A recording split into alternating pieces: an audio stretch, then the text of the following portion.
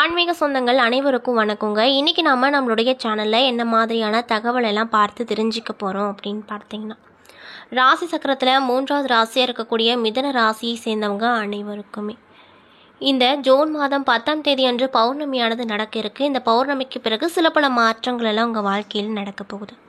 அந்த விஷயங்கள்லாம் என்ன? அந்த விஷயங்கள் உண்மையாகவே உங்களுக்கு மாற்றம் தரக்கூடிய விஷயங்களா, இல்லை தீமை தரக்கூடிய விஷயங்களா? மாற்றம் தரக்கூடிய விஷயங்களா இருந்தால் அது என்ன, தீமை தரக்கூடிய விஷயங்களா இருந்தால் அது என்ன அப்படிங்கிறத பற்றி தான் நான் இன்றைக்கி இந்த வீடியோ பதிவின் மூலிமா உங்ககிட்ட முழுசாக சொல்ல போகிறேன். இந்த பதிவில் சொல்லக்கூடிய எல்லா வித தகவலுமே மிதன ராசியை சேர்ந்தவங்களுக்கு ரொம்பவே பயன் தரக்கூடிய விஷயமா கண்டிப்பாக இருக்கும். ஸோ வீடியோவை ஸ்கிப் பண்ணாமல் தொடர்ச்சியாக பாருங்கள்.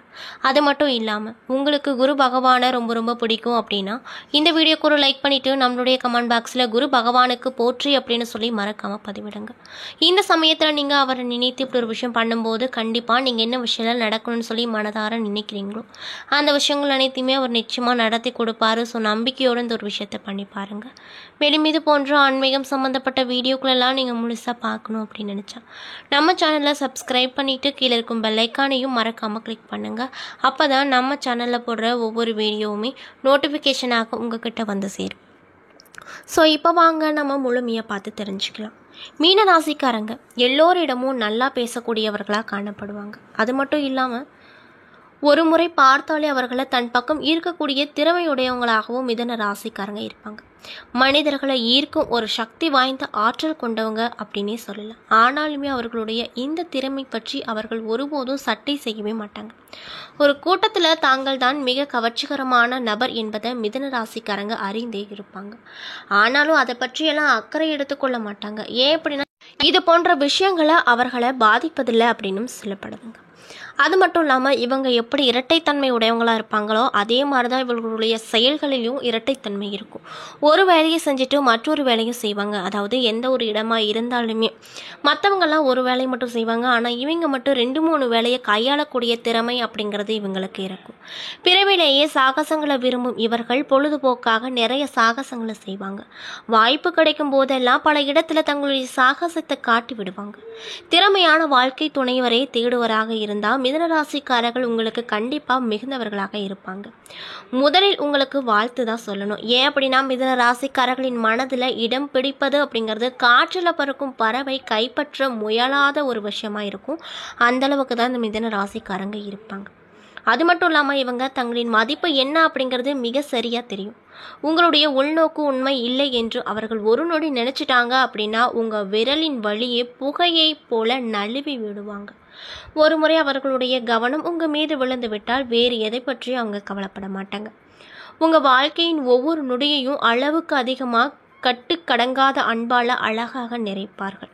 மிதன ராசிக்காரர்களை பொறுத்த வரைக்கும் யாரிடமும் டக்குன்னு ஒரு ஃப்ரெண்ட்ஷிப் அப்படிங்கிறத ஏற்படுத்திக்கவே மாட்டாங்க. மற்றவங்க கிட்ட பழகும்போது கொஞ்ச நாள் கழித்து தான் அவங்களுடைய மன ரகசியத்தையே ஓப்பன் பண்ணுவாங்க. அது மட்டும் இல்லாமல் இவங்கக்கிட்ட நீங்கள் என்ன தான் பழகுனாலுமே அவங்களுக்குன்னு சில பல ரகசியங்களை அவங்க மனதிலேயே தான் வைத்திருப்பாங்க, சொல்ல மாட்டாங்க அப்படின்னும் சொல்லப்படுது.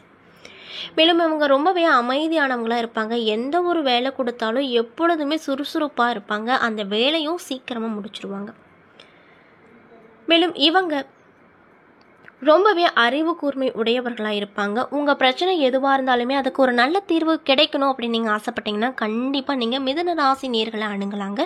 அப்படி நீங்கள் அணுகும்போது உங்கள் வாழ்க்கையிலையும் சரி உங்கள் பிரச்சனைகளையும் சரி நிறைய விதமான மாற்றம் கிடைக்கும் அப்படின்னு சொல்லப்படுது.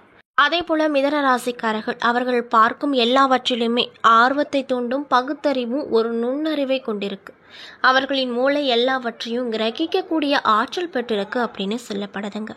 எனவே அவர்கள் கற்றுக்கொள்ளும் எல்லாவற்றையும் அவர்களுடைய வளமான உரையாடலில் கேட்கிறார்கள். மிதன ராசிக்காரர்கள் எப்படிப்பட்டவங்க என்றால் ஒரு இரவு முழுவதும் எதை பற்றி வேண்டுமானாலும் அவர்களிடம் நீங்கள் பேசலாம். உரையாடலின் ஒவ்வொரு பகுதியையும் அவங்க ரசிப்பாங்க அப்படின்னு சொல்லப்படுதுங்க. இப்படிப்பட்ட அன்பு நேயர்களுக்கு இந்த பௌர்ணமிக்கு பிறகு என்னென்ன விதமான சிறப்பான நற்பலன்கள்லாம் கிடைக்க போகுது அப்படிங்கிறத பற்றி தான் நான் உங்களுக்கு இந்த பதிவின் மூலிமா சொல்ல போகிறேன். ஸோ வீடியோவை ஸ்கிப் பண்ணாமல் தொடர்ச்சியாக பார்த்தீங்க அப்படின்னா தான் புரியும். ஸோ வீடியோவை ஸ்கிப் பண்ணாமல் பாருங்கள். மிதன ராசிக்காரங்க யாராவது பார்த்துட்ருக்கீங்க அப்படின்னா நான் சொன்ன விஷயம்லாம் உங்களுக்கு கரெக்டாக இருந்துச்சுன்னா நம்மளுடைய கமெண்ட் பாக்ஸில் எஸ் அப்படின்னு சொல்லி மறக்காமல் பதிவிடுங்க. ஸோ இப்போ வாங்க நம்ம வீடியோக்குள்ளே போய் முழுசாக பார்த்து தெரிஞ்சுக்கலாம். மிதுன ராசியில் மிருகசீரிஷம் 3 மற்றும் 4ஆம் பாதங்கள், திருவாதிரை, புனர்பூசம் 1, 2, 3 பாதங்கள் என நட்சத்திரங்கள் அடங்கியிருக்கு. கிரக நிலையை பொறுத்த வரையில் ராசியில் குரு, தனவாக்கு குடும்பஸ்தானத்தில் சந்திரன், செவ்வாய், தைரிய வீரியஸ்தானத்தில் கேது, பாக்கியஸ்தானத்தில் சனி, ராகு, அது மட்டும் இல்லாமல் லாபஸ்தானத்தில் சுக்கிரன், அயன சைன போகஸ்தானத்தில் சூரியன், புதன் என கிரகங்கள் வலம் வருது. கிரக மாற்றங்களானது 2/6/2025 அன்று புதன் பகவான் அயன சைன போகஸ்தானத்தில் இருந்து ராசிக்கு மாறுறாரு. அது மட்டும் இல்லாமல் 8/6/2025 அன்று செவ்வாய் பகவான் தனவாக்கு குடும்பஸ்தானத்தில் இருந்து தைரிய வீரியஸ்தானத்திற்கு மாறப்போறாரு. 14/6/2025 அன்று சூரிய பகவான் அயன சைன போகஸ்தானத்தில் இருந்து ராசிக்கு மாறப்போறாரு. மேலும் 22/6/2025 அன்று புதன் பகவான் ராசியிலிருந்து தனவாக்கு குடும்பஸ்தானத்திற்கு மாறப்போறார். 29/6/2025 அன்று சுக்கிர பகவான் லாபஸ்தானத்தில் இருந்து அயன சைன போகஸ்தானத்திற்கு மாறப்போறார்.